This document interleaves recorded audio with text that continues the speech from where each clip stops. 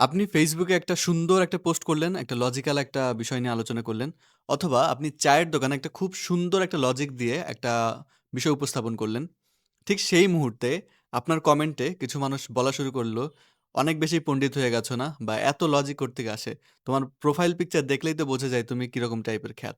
অথবা আপনার সেই চায়ের দোকানে বলল যে, "ভাই তোর এত পাকনামে কোত্থেকে আসে? বা তুই যে এত যে ফাপড় মারছিস, তোর তো কোনো নিজেরই ঠিক ঠিকানা নাই।"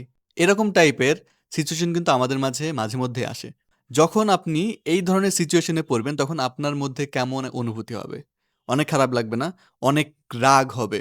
সো এই যে রাগ হওয়া, এই যে খারাপ ধরনের সিচুয়েশন হওয়া এবং এটা যে আপনার যে মেইন যে যুক্তি আপনি দিলেন বা একটা সুন্দর একটা পরামর্শ দিলেন, সেটার এগেইনস্ট এ কথা না বলে আপনার নিজেকে নিয়ে কথা বলা শুরু করা, এটাকেই ইংরেজিতে বলে অ্যাড হোমিনেম। এবং এটাকে যদি খাঁটি বাংলায় বলি, তাহলে হচ্ছে ব্যক্তিকে আক্রমণ করা শুরু করা, ব্যক্তি যেই কথা বলেছে সেটাকে না ভেঙেই। এখন একটু এই জিনিসটাকে আরেকটু আমি ক্লিয়ার করে আপনাদেরকে বলি যাতে আপনার একটু বুঝতে সুবিধা হয়।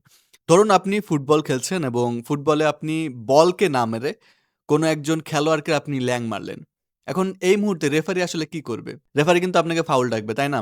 এখন যুক্তির ক্ষেত্রেও এমন কিছু সিচুয়েশন হয় যেখানে আপনি যুক্তিটাকে না ভেঙে আপনি হচ্ছে যুক্তির এগেইনস্ট এ কথা না বলে আপনি অন্য প্রসঙ্গ নিয়ে আসেন। সো যুক্তির ক্ষেত্রেও এরকম কিছু ফাউল আসে। অ্যাড হোমিনামও হচ্ছে সেই রকম টাইপেরই একটি ফাউল। আর এই অ্যাড হোমিনামের ক্ষেত্রে যে মূল মন্ত্রটা সেটা হচ্ছে attacking the Messenger not the message. অর্থাৎ আপনি যে হচ্ছে যুক্তিটা মেইনলি দিচ্ছে তাকে আক্রমণ করা শুরু করা। আপনি হচ্ছে যে মেইন যে মেসেজটা ছিল সেটাতে কোনো এগেইনস্ট যুক্তি না দিয়ে। এখন আমি এই জিনিসটাকে আরো একটু ক্লিয়ার করি যাতে আপনার আরো একটু ভালো বুঝতে সুবিধা হয়। মনে করেন যে আইনস্টাইন ও অনেক ছেঁড়া গেঞ্জি পরে সে হচ্ছে আ একেবারে অন্যরকম একটা অবস্থায় পাগল ছাগলের মতো একটা অবস্থা হয়ে আপনার সামনে এসে যদি বলে E=mc²। এখন কি আপনি বলবেন যে ভাই তোর তো হচ্ছে ছেঁড়া গেঞ্জি এরকম একটা উস্কো-খুস্কো অবস্থা। তোর যে যুক্তি কেমন হইতে পারে? তোর তো হচ্ছে এই যে সূত্রই ভুল হবে। এরকম সিচুয়েশন যদি হয়, এরকম যদি আপনি বলেন তাহলে কি যে E=mc² এটা কি ভুল হয়ে যাবে? এখানে যে বিজ্ঞানের যে সূত্রটা আছে এটা কি ভুল প্রমাণিত হয়ে যাবে? অবশ্যই না। কারণ এখানে যেই সূত্রর সাথে যে ব্যক্তি এই জিনিসটা বলছে তার কিন্তু কোনো সম্পর্ক নাই। এই ধরনের সিচুয়েশন কিন্তু আমাদের মাঝে প্রায়ই আসে এবং হচ্ছে বাস্তবে এরকম উদাহরণ কিন্তু আমরা অনেক সময়ই পাই। যে মনে করেন পার্লামেন্টে কেউ একজন একটা সুন্দর একটা আইনি প্রস্তাব দিল, তখন বিরোধী পক্ষ থেকে বলা শুরু করল যে, "ওর তো হচ্ছে ব্যক্তিত্বরই ঠিক নাই বা হচ্ছে ও তো একটা গাধা। ও কিসের আইনে পরামর্শ দিবে বা আইনি যুক্তি দিবে?" এরকম কিন্তু অনেক সময় বলে ফেলে। সো এই যে ব্যক্তিকে আক্রমণ করে বসা, যে সে যে যুক্তিটা দিল, সেই যুক্তিটাকে খণ্ডন না করে বসা, যে এই যে আলাদাভাবে সেই যে মেইন যে যুক্তি যেটা, সেটা না ভাঙা, সেটা নিয়ে যে আসলে আলোচনা করা যেত, সেটা না করে যখন এই যে মানুষগুলোকে আক্রমণ করা হচ্ছে, তার এগেইনস্ট এ কথা বলা হচ্ছে, এইগুলোই কিন্তু অ্যাড হোমিনেম এর অনেক বড় একটা লক্ষণ এবং এটার ফলে যুক্তিতে মানুষ হেরে যাওয়ার যে টেনডেন্সিটা, সেটাকে হাইড করার জন্যে মেইনলি তখন ব্যক্তিকে আক্রমণ করা শুরু করে দেয়। এখন আমি আরেকটা আপনাকে উদাহরণ দিতে পারি। মনে করেন হচ্ছে আপনি একজন রোগী সে হচ্ছে ডাক্তারের কাছে গেল এবং ডাক্তার তাকে বলল যে ধূমপান করা কিন্তু স্বাস্থ্যের পক্ষে ক্ষতিকর। সো আপনি ধূমপান করবেন না তাহলে আপনি ভালো থাকবেন।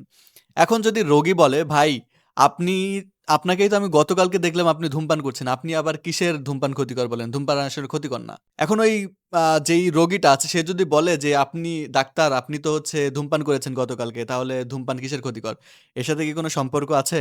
ডাক্তার ধূমপান করুক আর না করুক, ধূমপান যে ক্ষতিকর সেটা তো একটা ইউনিভার্সাল ট্রুথ। ডাক্তার ধূমপান করলেও ক্ষতিকর, ডাক্তার ধূমপান যদি না করে তাও ধূমপান ক্ষতিকর। তাই না বিষয়টা? তো এখন একটা সহজ একটা প্রশ্ন করি যে মানুষ আসলে এই যে অ্যাড হোমিনাম ফ্যালাসির মধ্যে মানুষ আসলে কেন যায়? বা এই ধরনের সিচুয়েশন মানুষ আসলে কেন করে? মোস্ট অফ দ্যা টাইম যেটা হয়, একজন ব্যক্তি যখন যুক্তিতে আর না পারে তখন ব্যক্তিকে আক্রমণ করা শুরু করে। এবং এই ব্যক্তিকে আক্রমণ করার ফলে যে আসল যে টপিক সেটাতে কিন্তু আর ডিসকাশনটা হয় না। তখন ডিসকাশনটা অন্য সেক্টরে চলে যায়। যার ফলে আসল প্রবলেমটার কিন্তু আর কখনোই সলিউশন হয় না। এটাকে বলা যায় যে একজন সৈনিকের শেষ টেকনিক নিজেকে বাঁচানোর জন্যে।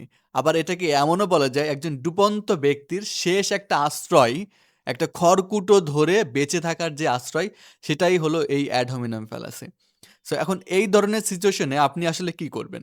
এই ধরনের সিচুয়েশন যখন আসবে তখন আপনি স্ট্রেইট ফরওয়ার্ড ভাবে বলে দিবেন যে, আপনি আমাকে আক্রমণ না করে বা ব্যক্তিকে আক্রমণ না করে আমি যেই কথাটা বলেছি সেটা আসলে ভুল এইটা প্রমাণ করুন।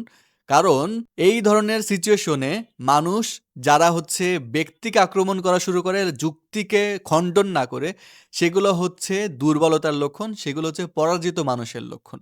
সো এই ধরনের সিচুয়েশনে আসলে আপনি এই ধরনের টেকনিকটা ইউজ করতে পারেন, যার ফলে কেউ যখন আপনার যে যুক্তি আছে সেটাকে না ভেঙে আপনাকে আক্রমণ করা শুরু করবে, সেখানে আপনি যাতে বেঁচে ফিরতে পারেন। সো আপনি আপনার লাইফে কখনো এই ধরনের সিচুয়েশনে পড়েছেন কিনা সেটা কিন্তু আমাদেরকে কমেন্টে জানাতে পারেন, এবং সেক্ষেত্রে আপনি কি ধরনের প্রবলেমের সলিউশন বের করেছিলেন সেটাও কিন্তু আমাদেরকে জানাতে পারেন কমেন্টে।